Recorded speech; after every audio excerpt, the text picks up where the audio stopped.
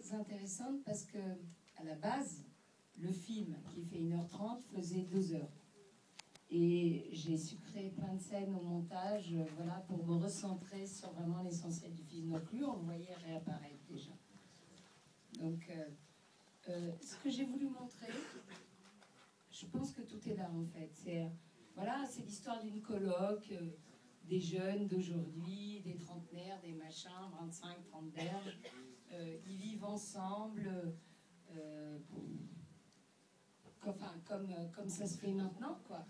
Et lui, ce qui me plaisait, c'est de montrer que, justement, par rapport aux étiquettes, il est gay, il est homo. Et que, en fait, il a un cœur pur, il est sensible. Il est comme un petit garçon, il est propre. Et ce qui m'intéressait à travers son personnage, c'était de montrer que, tout simplement, enfin voilà quoi, qu'il ne faut pas juger. Qu'on soit croyant ou pas, on s'en fout. C'est de l'intelligence. Qui nous sommes pour juger?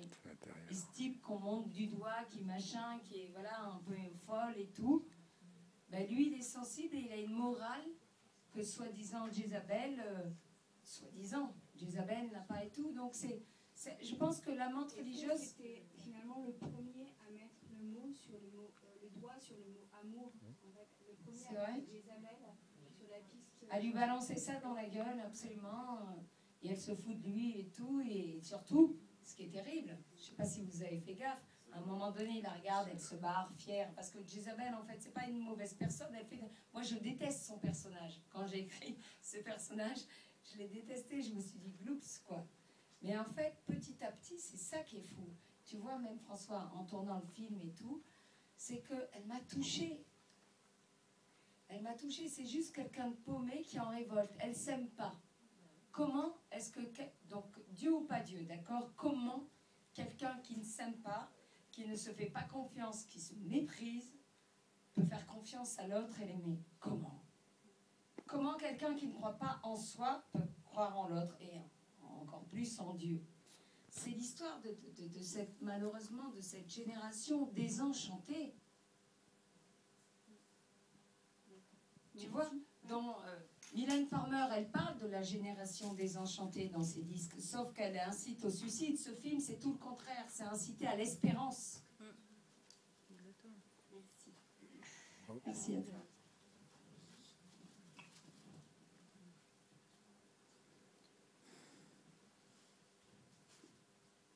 Merci pour ce beau témoignage. Moi, je avais juste une petite question très simple. Et maintenant, la suite, est-ce que ce film t'a donné l'envie de continuer à témoigner l'amour du Christ dans le cinéma? Qu'est-ce qui va se passer maintenant? Je ne sais pas, vous en pensez quoi?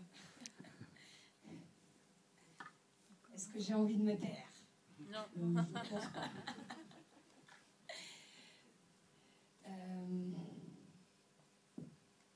C'est une aventure ce film, même sur le tournage. François, il est là pour témoigner, d'accord, pour dire, donc l'ingénieur du son du film.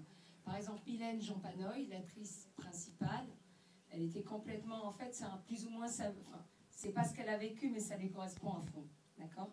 Et petit à petit, au fur et à mesure du film, en étant entraînée par moi, dirigée par moi, et avec frère Samuel Rouvillois, qui est un petit gris, qui est super, maintenant, juste, elle veut se faire baptiser et faire baptiser son enfant.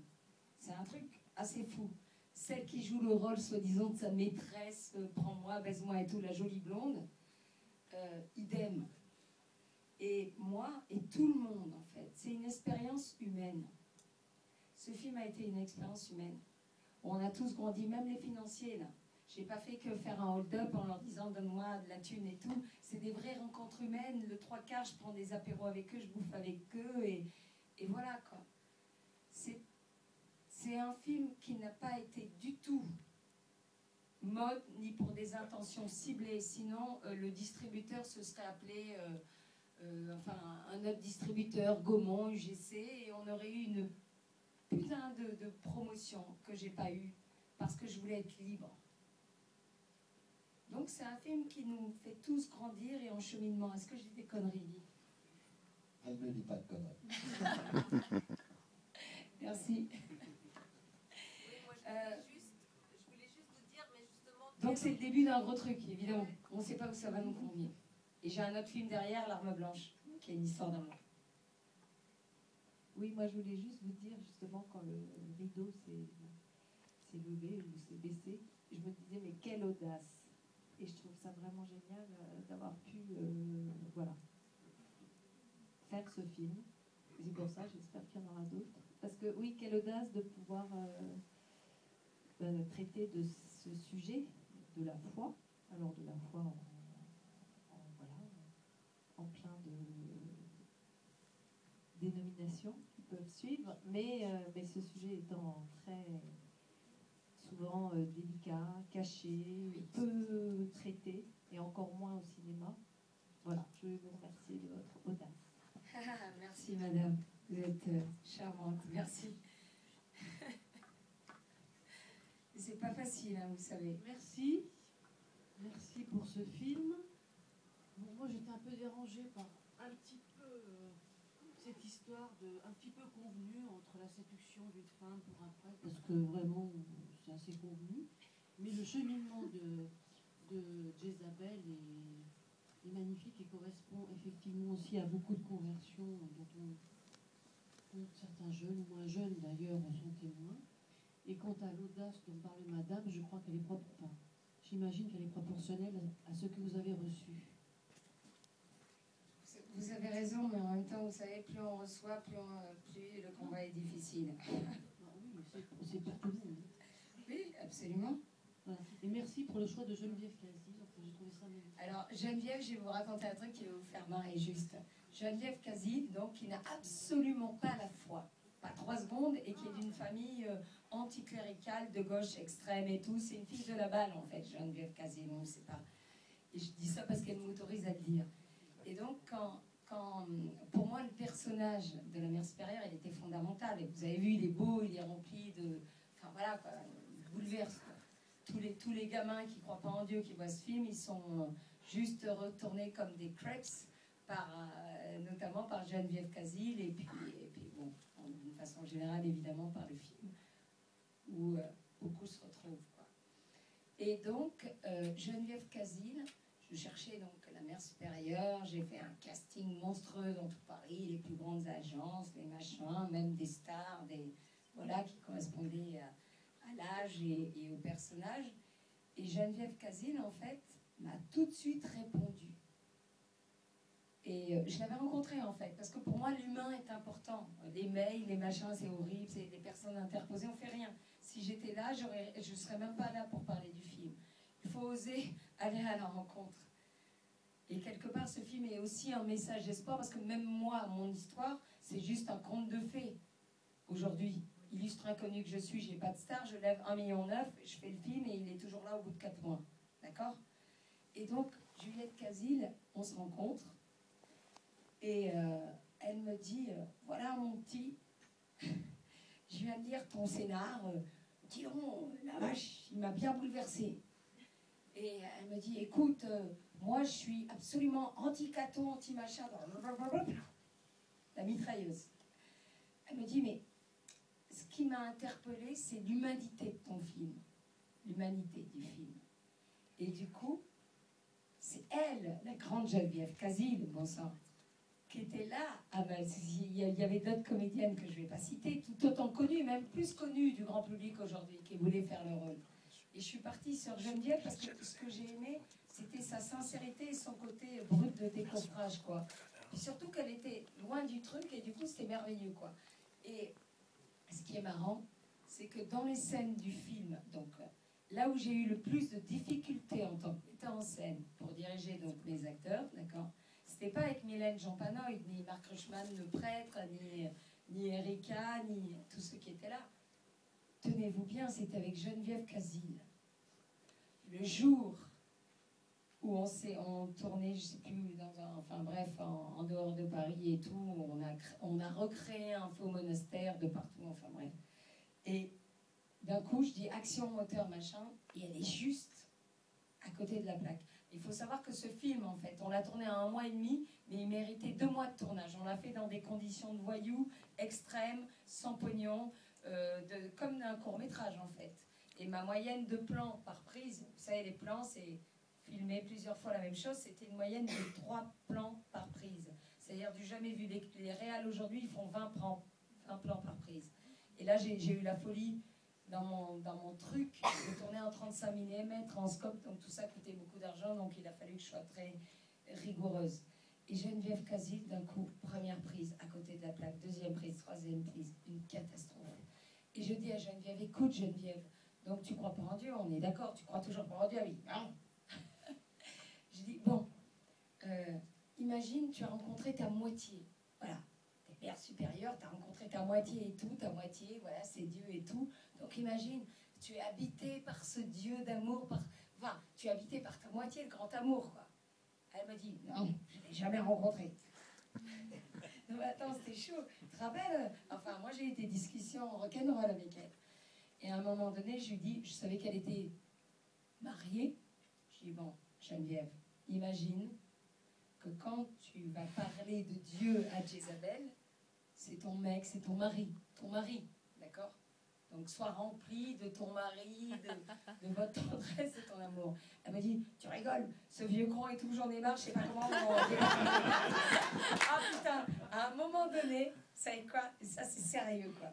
J'ai dit, Seigneur, purée, je te l'abandonne, quoi, je veux dire. Et j'ai dit, action moteur, elle était juste parfaite, quoi. Vous avez vu comme elle est bonne, quoi. Elle est vraie d'authenticité, mais j'en pouvais plus, c'était horrible. Ça, c'était l'anecdote. Et il y a aussi un truc pour vous faire rigoler, puisqu'on est là et tout, machin. À un moment donné, donc pareil, pour rebondir sur le film Sans pognon, on n'a pas d'argent pour faire trop de prises, blabla, l'équipe merveilleuse payait à moins 20% du minimum syndical et tout, franchement, respect, et des grosses pointures comme François, qui a fait tous les plus grands films du cinéma français. Et pourquoi tu as fait ce film, François? J'ai fait le film pour Nathalie. Bravo. Je vous rassure, c'est pas mon amant, hein. Enfin, pas encore. Tiens, j'ai perdu de fil, tu m'as trouvé, François. Qu'est-ce que j'étais en train de dire là? Attends. Ah oui, alors, à un moment donné, on tournait, donc dans ces conditions extrêmes, rapides et tout machin, une scène à l'église, c'était quoi comme Saint-Séverin. À Saint-Michel, Saint-Séverin, voilà. C'était l'église Saint-Séverin. Et donc, il y avait une scène d'extérieur où on voit à un moment donné le père David sortir machin. Et donc, c'était fondamental pour le film. Et là, qu'est-ce qui se passe? Toute la journée, il pleut, des trompes, des machins. On avait mis, je rappelle, des espèces de parasols et tout. Enfin, le déluge. Et tout le monde me disait, donc de l'équipe, Nathalie, tu peux pas te permettre de tourner cette scène en extérieur, il pleut à fond et tout va prendre feu, machin, on va faire la gazette du Parisien et tout, on va tous cramer, machin. Et moi, j'ai dit non, on installe comme si on tournait cette scène en extérieur. Parce que cette scène était fondamentale, juste, et qu'on n'avait pas le pognon pour la retourner un autre jour ou quoi aux caisses. On avait fait plein d'efforts, parfois on peut s'approprier les scènes, là c'était pas possible. Il fallait tourner cette scène en extérieur quand il sort de son homélie qui présente notre star, Madame Marguerite, à Jazz et à ses poteaux, voilà.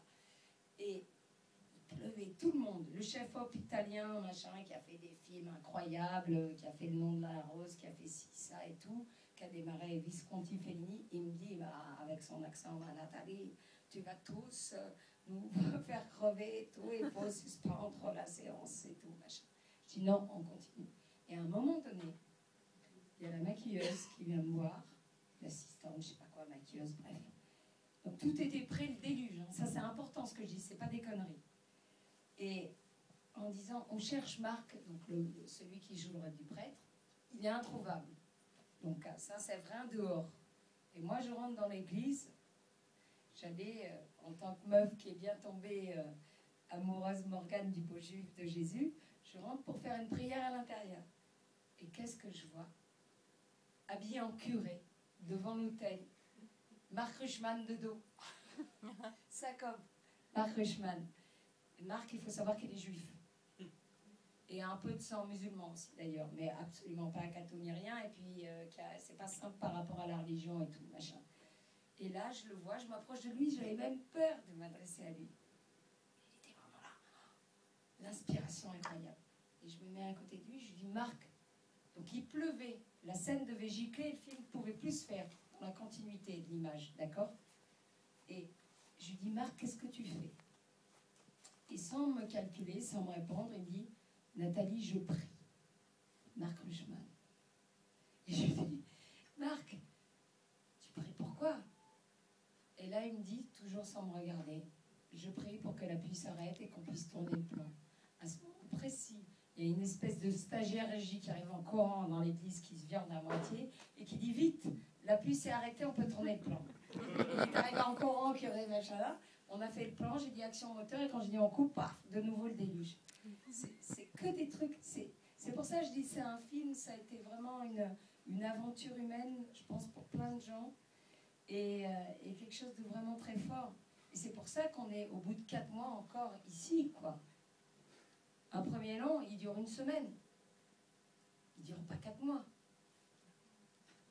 Surtout quand il n'y a pas de star, quand il n'y a pas de presse, quand il n'y a rien. C'est pour ça, vraiment, du fond du cœur. Et là, vous comprenez bien que j'ai rien à vendre. En plus, il faut savoir, je suis productrice du film, mais j'ai tout abandonné. Je ne touche pas une thune, d'accord? Parce que, pourquoi je me bats pour ce film? Pourquoi je fais mes allers-retours de Normandie? C'est parce que c'est plus qu'un film, c'est un message d'espoir. Et pas nécessairement pour ceux qui ont la foi, surtout pas d'ailleurs. C'est quand je vois les gamins qui me répondent, qui m'écrivent sur Internet, qui me disent « Nathalie, merci, on vient de voir votre film ».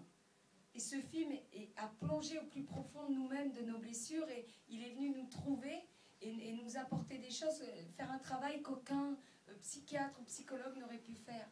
Et ces gamins, ils repartent de là en me disant « J'ai envie de faire le bien ».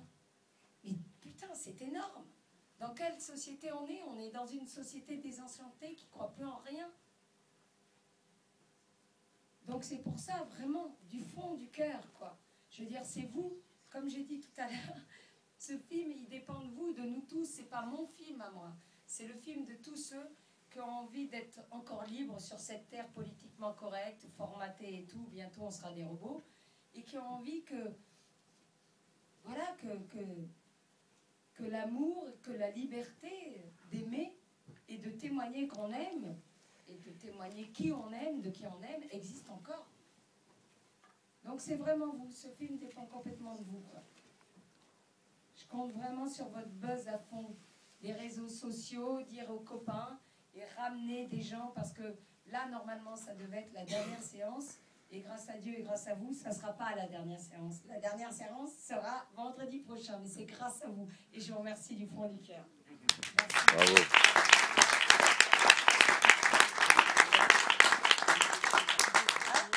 Attends, non, vas-y, pose ta question. Non, c'était pas une question, c'est déjà un merci. Parce qu'il y a plein de choses justement qui nous prennent, je pense, au rythme vraiment dans le film. Merci parce que, surtout parce que je pense que les personnages à un moment donné dans le film, ils ont tous un chemin à prendre. Et tu les as fait, en fait, s'entrechoquer à un moment donné. Et par exemple, Isabelle qui va, avec des mauvaises intentions, certes, mais qui va à la rencontre du prêtre et qui croise le copain du prêtre, je ne me rappelle plus son prénom. Si jamais elle ne le croise pas, elle ne peut pas aller au Carmélite. Et en même temps, si elle ne le croise pas, ils ne peuvent pas avoir ces confrontations qu'ils ont tous les deux. Et on voit le mal, on voit la puissance du mal qui les bousille complètement leur existence à tous les deux. Et d'un coup, tout ce que le prêtre a fait et a essayé de préparer dans le cœur de Jézabel, et en même temps en voulant protéger son copain, et ben tout ça, ça s'est envolé en éclats, alors que lui, il est à la retraite. Je ne sais pas si tu as vraiment voulu, à travers tes pages, justement, mettre ça. Il y a plein de choses qui m'échappent dans ce film, d'ailleurs. Mais ça m'a vraiment marqué, parce que tous les personnages en fait, du film, à un moment donné, ils ont, je pense, une preuve d'amour, sauf peut-être la copine de Jézabel, parce que c'était pas son rôle aussi. Mais on a plein d'exemples d'amour. La copine de Jézabel, c'est comme un fruit, une pomme trop verte. Elle doit grandir, elle doit faire son petit chemin, tu vois. Les choses, elles n'arrivent pas comme ci ou comme ça. Et moi, ce qui m'a bouleversé, c'est de voir l'influence du mal dans ton film. On avait parlé, mais là, je l'ai vraiment vu. Je trouve ça vachement osé que tu as réussi à faire passer ça sur pellicule. Je pense que c'est ce qui me bouleverse beaucoup et ce qui choque énormément les gens quand ils voient ce film, quand ils en entendent parler. Mais c'est vraiment un chapeau. Parce que là, moi je l'ai vu dans la peinture de Jézabel quand elle se... Ah ouais, le peintre en fait c'est une star, il s'appelle Philippe Pasqua et tout, et qui nous a passé gratuitement ses toiles. Dans les yeux, la façon dont tu as réussi à le faire passer dans son autoportrait. Moi je sentais la bête, je voyais la bête influence, tu vois. Et ça, voilà. C'est ça qui fait que les gens peuvent se retourner derrière et se dire j'ai envie de faire le bien. Par rapport à ce que tu disais juste là. Mais moi, plusieurs fois on m'a dit juste, et après je me tais, on y va, on m'a dit vous avez voulu faire passer quel message dans ce film? Et en fait, en vrai, j'ai voulu faire passer aucun message. J'ai juste laissé parler mon cœur. C'était une évidence, une urgence pour moi. Et là, maintenant, je me dis, voilà, si j'ai envie, là, maintenant, ce qui n'était pas le cas au moment de la fabrication du film et tout, si j'ai envie de faire passer un message, c'est à tous ces gens qui sont, mais en fait, nous tous, en fait, qui sont un peu paumés en recherche, qui sont fragiles. Et beaucoup ne donnent pas de sens à leur vie. Et notamment cette jeunesse. J'insiste vraiment sur le fait que La Menthe religieuse, c'est un film vraiment jeune, d'actualité. C'est simplement de faire le pari de l'amour. Que peu importe ce qu'on fait, peu importe qui nous sommes, c'est qu'il y a un Dieu qui nous aime et qui ne nous juge pas. Et qui nous dit juste, laisse-toi prendre dans mes bras. Et là, par contre, c'est Nathalie Sans-H, c'est moi l'humaine qui parle, c'est pas la réalisatrice du film. Et pourquoi je vous dis ça? Parce que j'ai envie de communiquer de ce que j'ai de plus beau. Et ce que j'ai de plus beau dans ma vie, c'est cette rencontre avec ce Dieu d'amour. Il n'est pas là pour nous casser les pieds, pour nous juger, pour nous presque comme un super père fouettard. On est là d'abord parce qu'il nous aime.